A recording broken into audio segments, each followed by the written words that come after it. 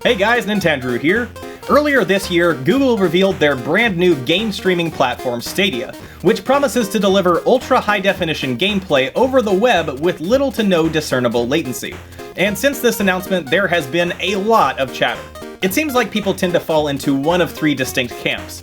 Obviously, Stadia has its fair share of critics who are skeptical, and for good reason. There are a few Stadia fans out there who are actually looking forward to it, and then there are those that either dismiss it entirely or just don't care. Being a retro game collector, I have always had a preference for real physical titles. I mean, just look around me. However, my opinions on Google Stadia might just surprise you. So today, we're going to take a hard look at each of the platform's major criticisms, and I'll share some of my own hands-on impressions of the service. I'm going to get a lot of angry comments on this one, aren't I? Let's get to it! Alright, so to recap, Google Stadia is an upcoming platform for current-gen titles. The basic concept is that instead of having a physical console that you purchase and hook up to your TV, Google Stadia runs in the cloud. What that means is the hardware is running at a Google data center, and the video signal from that hardware is transmitted over the internet back to your television. Wherever you are, Stadia lets you play the latest games. No downloads, no patches, no installs. Just grab your controller and you're in. A platform like this introduces some pretty compelling benefits, but at what cost? Stadia is not quite like anything else we have on the market today, so it has understandably raised a few red flags. In this video, I'm going to run through 6 of the biggest concerns that have been raised by the community and give my own perspective on each of them. So to start things off, one thing I've heard a lot of is that Google Stadia is a ripoff because you have to pay for the games at full price plus a monthly fee to access those games. But that's just not true. I've seen this bit of misinformation floating around ever since the pricing announcement, so let's clear this up. Yes, the games on Stadia will be full price, just as if you bought them in the store or on a digital marketplace. And if you choose to, you can pay an additional $10 a month for Stadia Pro. The Pro subscription includes a free game or two every month, sort of like Xbox Live Gold or PlayStation Plus, and upgrades you to 4K streaming. But the basic service with full HD 1080p video is absolutely free. If you don't want the Founders Edition or Stadia Pro, you can still buy and play Stadia games without a subscription. Simply buy the games you want when you want them. Once you've bought a game, that's it. You'll never have to pay for it again. In fact, Stadia is the only platform, other than PC, which will not be charging a monthly fee for online multiplayer, like Xbox Live Gold, PlayStation Plus, or Nintendo Switch Online.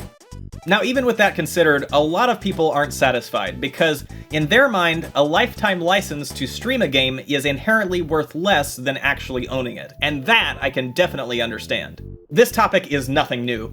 Even in the era of digital stores like Steam or the Nintendo eShop, I personally will always choose a physical copy if one is available. But in this case, I think some of the benefits that Stadia brings to the table are being overlooked. Because you don't own a physical box, Google Stadia is able to offer practically unlimited computing power, which means more detailed graphics and more complex gameplay. Because it's not restricted to the console, Stadia is also always improving and will never need pricey hardware updates. And of course, because you're not actually downloading any software, game downloads, updates, and installations are a thing of the past as well. Every title is ready to play at a moment's notice. In theory, it's almost like Stadia is a cloud-based version of the Nintendo Switch. Where Nintendo's platform is meant to untether the console experience from the living room and allow you to play on the go, Stadia goes one step further and lets you stream gameplay to practically any screen in your life. Laptops, desktops, cell phones, tablets, televisions, you name it. As a practical example, this is an especially huge prospect for college students. If you're living on a college campus, you probably already have access to an unlimited broadband internet connection, and with Stadia, you can play the latest AAA titles with a university lab computer or a cheap netbook, with pretty much any controller you already own. Much less of an investment than a brand new gaming computer or console. The next major concern I've heard is that critics are worried lag will make games on Stadia unplayable, and that the average internet connection can't provide the speeds required to consistently stream HD gameplay. If you've ever had to wait for something to buffer on YouTube or Netflix, which you have, you'll understand this concern. When you play games, you just want it to work, and if there's any significant delay or stuttering, that is a major problem.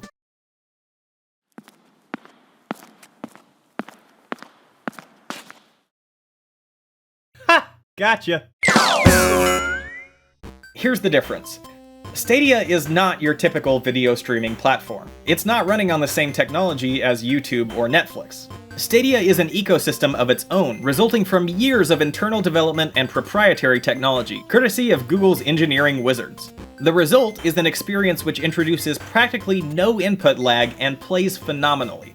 We know that players demand the most responsive experiences from their games, and we have architected Stadia to transmit the live instance from the data center to your screen faster than your eye is transmitting those images to your brain. We're really proud of the experience we're able to deliver, and it's all thanks to more than 20 years of work at Google. Now all that's wonderful, and I can claim that Stadia is just some magic gift from the Google gods, but it doesn't mean anything if I can't back it up. Fortunately, I had the opportunity to try a demo of Stadia at E3, and honestly, it was great. We were less than 5 feet away from about 42-inch televisions, and yeah, I could see some artifacting here and there, but it was Doom Eternal in all its glory. No stuttering and no detectable input lag. They were running this demo on a few cheap Chromebooks that were connected over HDMI to the TVs, and the network was pulling down about 25 megabits per second, which was more than enough for 1080p streaming. According to Google, you can run Stadia on any connection with at least 10 megabits per second down, and for the absolute best experience in 4K, you'll need about 35 megabits. According to data from broadbandnow.com, every single state in the US has an average internet speed which is more than enough for full HD streaming on Stadia. And additionally, more than half of those states have an average speed capable of streaming at the maximum resolution. But really, none of this will surprise you if you've been following this space for a while. To understand the capabilities of Stadia, look no further than OnLive. OnLive was a similar streaming platform which launched in 2010 and offered full AAA titles streamed over the internet until its assets were eventually sold to Sony and shut down in 2015. Now, OnLive was a little no-name startup with limited budget and resources, but it worked. I was an early adopter of OnLive, and I played through titles like Saints Row the Third, I pre-ordered Assassin's Creed Revelations, I even bought their little streaming box to play without a computer. Sure, there was some lag and stuttering every once in a while, but it wasn't anything unplayable, and again, this was a small independent company working on an infrastructure that was built 10 years ago. Google, on the other hand, is throwing practically infinite money at this project, and they are arguably the most ubiquitous tech company in the world. It's safe to say, from a technical perspective, they know what they're doing. The third big issue I've heard is that people don't want to mess with Stadia since the games will eventually be gone. Because you don't truly own the games themselves, if Google kills the service, you're out of luck and your library is history. Some critics have gone as far as to reference the Google cemetery of defunct services, and claim that Stadia is not long for this world and may even be dead on arrival. Now, nobody is claiming that Stadia will be around forever. It is true that no matter how successful the service is, eventually all your titles will be lost. However, that could be less of an issue than you might think. Let me explain. When you buy a game at full price, are you primarily buying it for the experience of the game, or to own that piece of media 5 to 10 years down the road? I understand that both might be important to you. Believe me, I do. I am a collector. But which is more important to you in the moment that you spend that $60? Being able to play the title now, or replaying or selling it a decade in the future? I think you'll find most people tend to agree you're paying for the experience now. In 5 to 10 years, if that cartridge or disc were to break, in most cases, it's no big deal. By then, the game has dropped in price and you can grab another copy for cheap. To go back to the example of OnLive, I mentioned that I played through games like Assassin's Creed Revelations and Saints Row the Third with that service. Of course, I was disappointed when OnLive shut down, but nowadays I can pick up these titles on other platforms for pennies on the dollar. They are dirt cheap. And I don't regret buying and playing through them with OnLive. In fact, I still have my OnLive streaming console and controller in my collection. They're absolutely useless today, but I still like having them as a reminder and as a piece of gaming history. As far as Stadia being dead on arrival, I think that's a bit naive. Google knows what they're doing, they've put a ridiculous amount of time and effort into this project, and they've hired some big names in the game industry to ensure its success. Even if it ends up being a Google Plus 2.0, at the very least we're going to be talking about it and dealing with the ramifications for years to come. In this case, I'm choosing to be a bit optimistic. On a related note, the fourth major issue I've heard is that compared to its competitors like Steam, Stadia is inherently worse because you can't ever play your games offline. and if Valve were to somehow go under overnight, you'd still have a way to keep playing those titles. Well, not necessarily. Sure, you can prepare for an outage by preemptively setting Steam to offline mode, and you can play most of your games indefinitely in this way. But if Steam is ever truly gone, and you ever try to change computers in the future, there's no way to transfer your library over to a new machine. To restore a library backup, you first need to connect to the internet and log into Steam on the new computer. On top of that, nothing in the Steam subscriber agreement suggests that you'll have a way to play your games when the service ends, and it's very clear that when you purchase a game on their platform, you do not own the software, but rather a license that could be terminated at any point in the future. Now, none of this is to say anything bad about Steam. I love Steam, I've used it for years, but this video is about Stadia, not Steam, so let's shift focus. Again, this objection seems to be forgetting some of the additional benefits that Stadia provides. Yes, you have to be online to play your games, and that is undeniably a downside. On the upside, there's no hardware you have to pay for. Your games are always up to date. There's no loading or installation times because the titles are already installed on the cloud, and you can play your games seamlessly across practically any screen. Steam and Stadia are similar services, but they also have very different use cases, and each has their own advantages and disadvantages. That is to say, one is not inherently more valuable than the other, and they each might appeal to different audiences. Okay, now we're getting toward the end of the list, but criticism number 5 is a big one, and that is the problem of data caps. Basically, the idea is that some consumers have a maximum amount of data they can use each month from their internet service providers. And because Stadia is built on streaming HD video over the internet for hours on end, it could be a major data hog and in some cases completely unusable. To address this, let's take a look again at Stadia's bandwidth specs. Now for this example, let's assume you have a 1 terabyte data cap, and we'll estimate that you usually use about half of your available data. So we've got 500 gigabytes to work with. Additionally, we'll see how this would work with 1080p streaming, because this is the resolution that most users will experience when the free version of Stadia launches next year. At 1080p, Stadia uses about 20 megabits per second. With a bit of quick math, we can determine that that equates to 2.5 megabytes per second, 150 megabytes per minute, or 9 gigabytes per hour. Given a budget of 500 gigabytes in a month, this means you'll be able to play Stadia games for about 56 hours per month, 13 hours per week, or just under 2 hours a day. Maybe that's plenty for you, or maybe it isn't, but let's take a look at this in a different way. You could, in theory, play something like Doom on Stadia at 1080p for about an hour every day for a week, and you'd be using approximately 60 gigabytes of data. How much data would you use to do the same thing on Steam? You might think 0 at first. Steam doesn't stream video, so there's nothing to eat up data. But you're forgetting the crucial element of game downloads and updates. How much data does it take to download Doom in the first place? Oh, just under 60 gigabytes. And you better hope there's not some chunky update to go along with it.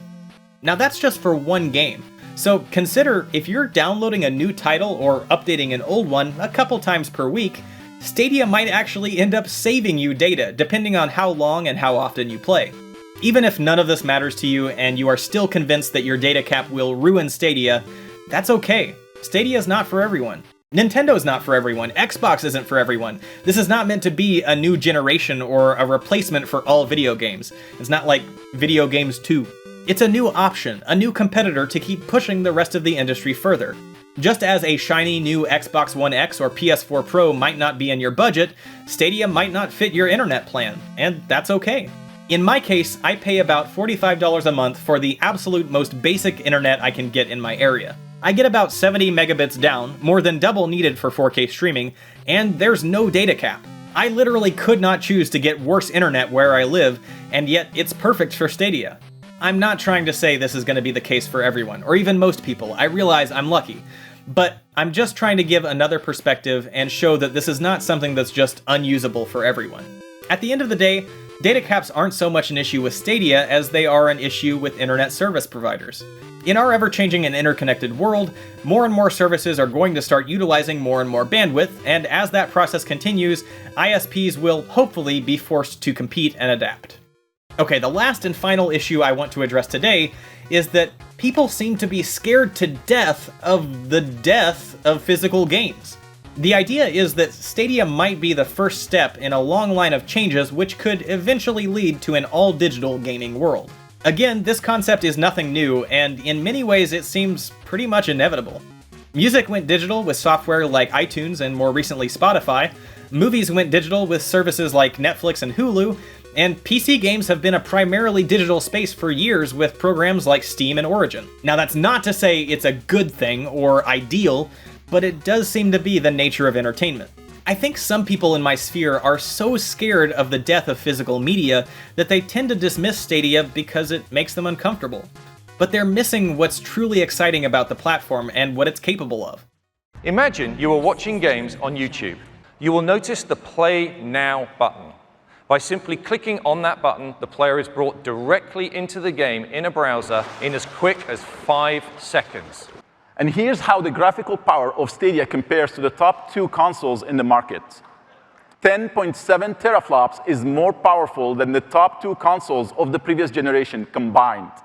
You'll be able to simply click a button displayed right in the stream and jump in and play with YouTube creators that you're watching.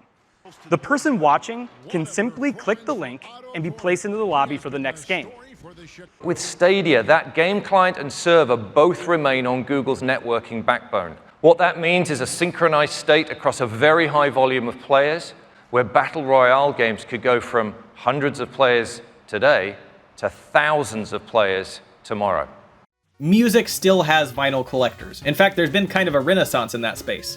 Even in the age of Netflix, we still have movies on Blu-ray and TV box sets coming out every year. Even if Stadia were to somehow take over the entire game industry overnight, physical games will never truly go away as long as there is still a market for them. Don't let your fear of the future push you away from what you might be missing. It might seem weird that a physical game collector is excited for Stadia, but above everything else, I am a fan of games. If I have a game on PS4 and on Stadia, but Stadia takes only 5 seconds to load the exact same experience, I'm going to use it every time, just as a matter of convenience. Right now in my life, I play everything on my Switch, even with lower frame rates or resolution, in the name of convenience. I can play it in bed, at the doctor's office, on the toilet, whatever. Not only can you play on Stadia literally anywhere with an internet connection, but it has some major benefits that you can't find on any other platform. Imagine this. Google says, we've got a new game console. But it's not just any console, no, this is a magic game console that will never be obsolete. Don't have enough RAM? It'll just download some more. Not only that, but it has better graphics than current gen consoles, it works with the controllers you already have, and you'll never have to wait to install or update your games ever again. It's all instant due to some state-of-the-art technology. Best of all, the console is free, we're just gonna give it to you. Now the only downside is, it does need to be plugged up to the internet to work. Now, do you want it?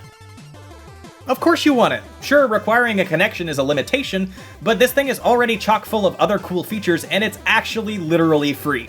The only practical difference between this hypothetical scenario and Stadia is that the hardware is on the cloud, meaning you can play the games wherever you are and transition seamlessly between your TV, laptop, desktop, tablet, cell phone, a friend's house, etc., which I feel is a pretty good trade-off for requiring an internet connection. Here's what I anticipate. I think as more people get to see the service and experience it for themselves, they'll be more willing to give it a shot. When I bring my controller over and we're playing Mortal Kombat in 5 seconds, you're gonna say, man, that is convenient. How do they get a picture that clean? How is there no input lag? And maybe you buy a $10 or $20 game on Stadia and try it on your home computer. Maybe that one game turns into 2 or 3, and before you know it, Stadia has become a household name. Right now, if you want to be one of the first people to play on Stadia, you have to pre-order the Founders Edition bundle, which includes an exclusive controller, a Chromecast Ultra, and a few other goodies. The reason I bring this up is, for Google, I don't think that Founders is just some worthless marketing term. I think they're banking on those hardcore fans to try out the service and tell their friends. Word of mouth will inevitably be a huge part of their marketing strategy. Let me be absolutely clear. I am not sponsored by Stadia in any way. I did not want to make this video until I had experienced it firsthand. So many people are judging it before trying it for themselves, and that's because they can't. But I have, and it's good. Honestly, I was blown away by how well it works, and I'm not the only one. I wanted to make this video to be sort of a voice of reason, and to be one of the few people who is vocally excited for the service. I hear so much negativity about Google Stadia online, but to my surprise, when I asked you all about it on Twitter, I found that a lot of you are actually interested in it. So all that is to say, let's just hold our judgment, wait to try it out this November, and go into it with an open mind. But anyway, enough of my rambling. What do you think? Are you convinced now that Stadia is for you, or maybe you still think it's hot garbage? Whatever your thoughts are, leave them down in the comments below, and please, be nice. That's gonna do it for this video. Thank you so much for watching. I really hope you enjoyed. If you did, please do consider subscribing to Nintendrew for all sorts of cool gaming content, and make sure to share it with any friends who might find it interesting. Otherwise, I'll see you next time. Bye! Hey guys, thanks again for watching and for making it all the way to the end of the video. If you like this one, here are 2 more videos you might like as well. As always, if you like what I do and would like to help out the channel, I've got a link to my Patreon on the right side of your screen. And otherwise, I hope you look forward to the next one. Take care!